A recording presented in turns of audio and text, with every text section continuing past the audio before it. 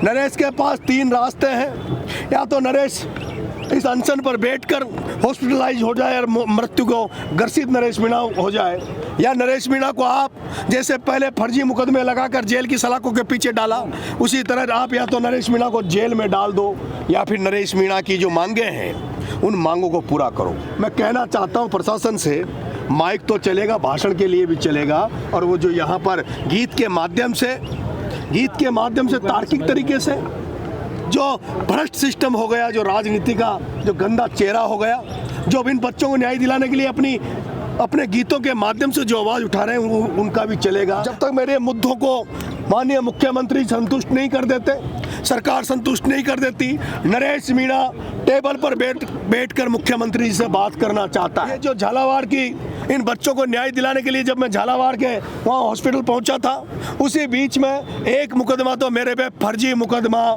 Dean ने करवाया है। डीन ने जो फर्जी मुकदमा डीन ने करवाया है, उस डीन के खिलाफ भी कार्रवाई होनी चाहिए, और वो उसकी जिम्मेदारी मैं वसुंधरा जी को मानता हूं। अगर उस डीन के खिलाफ कार्रवाई नहीं हुई, मेरा मुकदमा वापस नहीं लिया, तो उसकी जिम्मेदारी वसुंधरा की होगी। वसुंधरा जी को समय आने पर उसका जवाब देना पड़ेगा। शहीद स्मारक जहां धरना दिया जाता है वहां ताला लगा दिया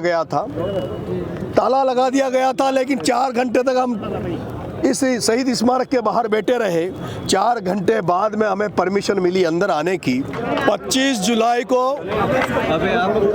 झालावाड़ में जो दर्दनाक घटना हुई, 25 जुलाई को झालावाड़ में जो दर्दनाक घटना हुई,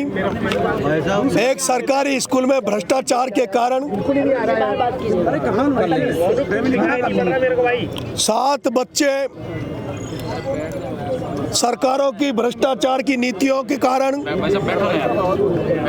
7 बच्चों की दर्दनाक मौत हो गई थी।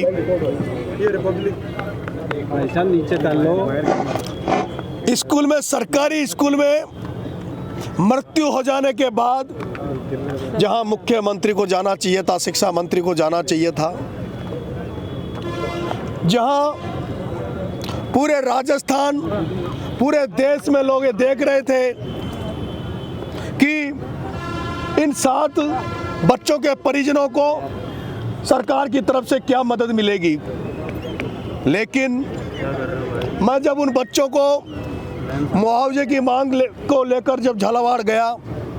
तो मेरे पे वहाँ के हॉस्पिटल के डीन द्वारा झूठा मुकदमा दर्ज करवाया गया और मुझे 40 दिन जेल डाल दिया गया। जेल डालने के बाद जब मैं वहाँ से आया हूँ, आज 50 दिन होने के बाद उनके परिजन कल मेरे पास आए थे। वहाँ के जो हालात हैं, उन परिजनों को किसी से बात नहीं करने दी जा रही थी, उनको किसी से मिलने नहीं दिया जा रहा था। और जब कल वो मेरे पास आए तो मैं उनको लेकर बिना किसी सूचना के, बिना किसी को बताए, चुपके से अकेला उनको लेकर यहाँ आ गया था। और यहाँ मैंने उनको न्याय दिलाने के लिए, उनकी मांगों को लेकर मैं अनशन पर बैठ गया हूँ। कल से मेरा ये अनशन चालू है, लेकिन इस अनशन चालू होने के बाद जो घटनाक्रम हुए उनको लेकर मैं आपसे बात करना चाहता हूँ। जब मैं अनशन करने यहाँ आया, उस समय आपने देखा होगा कि शहीद स्मारक जहाँ धरना दिया जाता है वहाँ ताला लगा दिया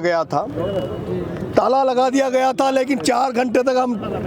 इस शहीद स्मारक के बाहर बैठे रहे। 4 घंटे बाद में हमें परमिशन मिली अंदर आने की। उसके बाद हमने 2 दिन के लिए प्रशासन से परमिशन मांगी है, जो आज शाम तक हमें परमिशन मिली हुई है। फिर हमने अभी प्रशासन के पास फिर से आगे परमिशन को आगे बढ़ाने के लिए गए थे, तब प्रशासन ने कहा कि आप जो माइक का इस्तेमाल कर रहे हो, उस माइक में जो आप भाषण कर रहे हो वो भाषण तो अलाव है, लेकिन ये गीत जो यहाँ चल रहे हैं, भजन चल रहे हैं, वो माइक पर अलाव नहीं है। मैं आप मीडिया के साथियों से कहना चाहता हूँ, आज जिस तरह के राजस्थान में अलग अलग क्षेत्र में हमारी जो संस्कृति है, जो संस्कृति के माध्यम से गांव में जो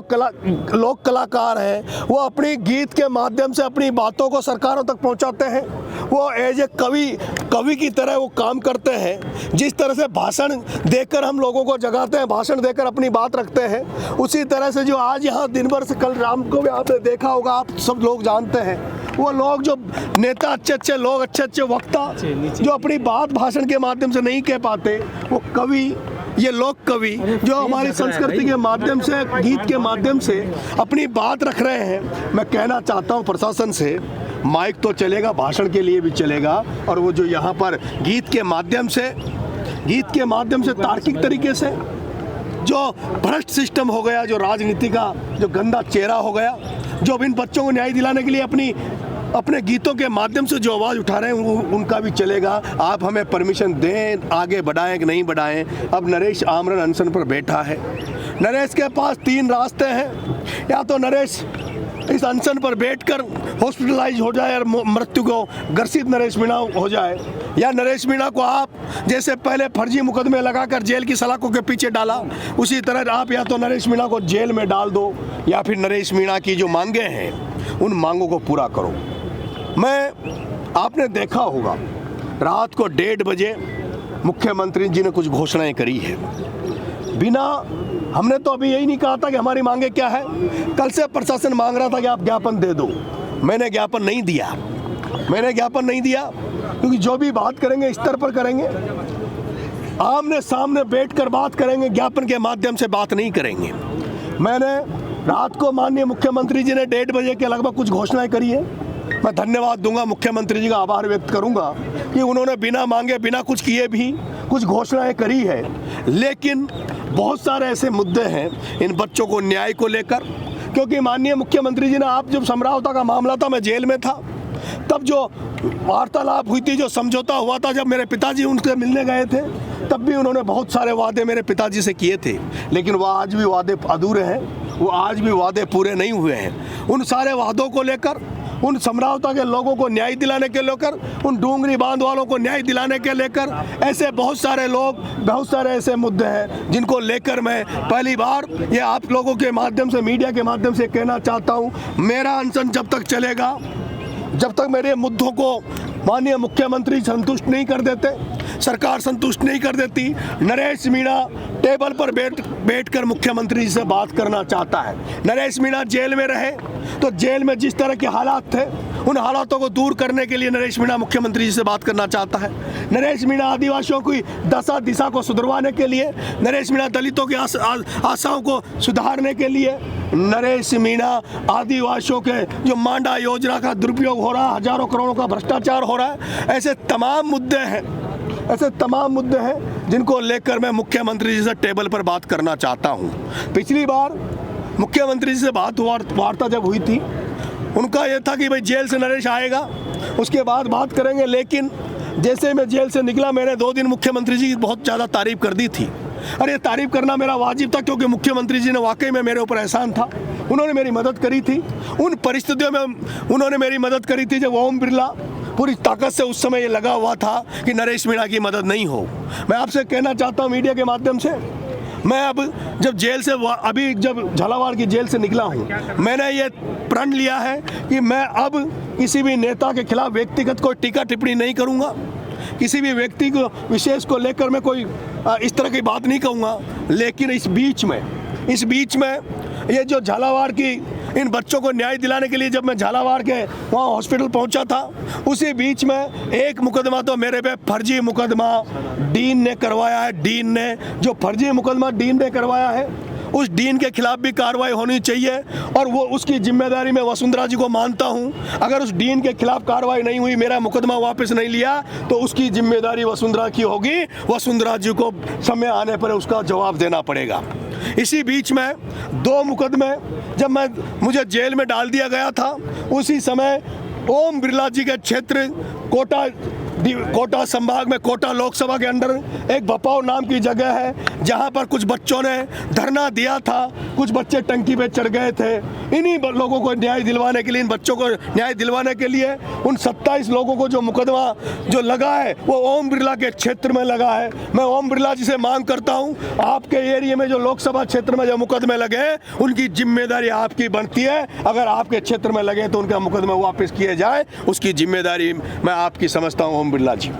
मैं टेबल टू टेबल बात करना चाहता हूं मुख्यमंत्री जी से, यही मेरा है। और मैं चाहता हूं कि मैं अभी निर्दलीय हूं, मैं किस ट्रैक पे जाऊंगा, कहां जाऊंगा पता नहीं है, लेकिन मैं अगर मुख्यमंत्री जी से मेरे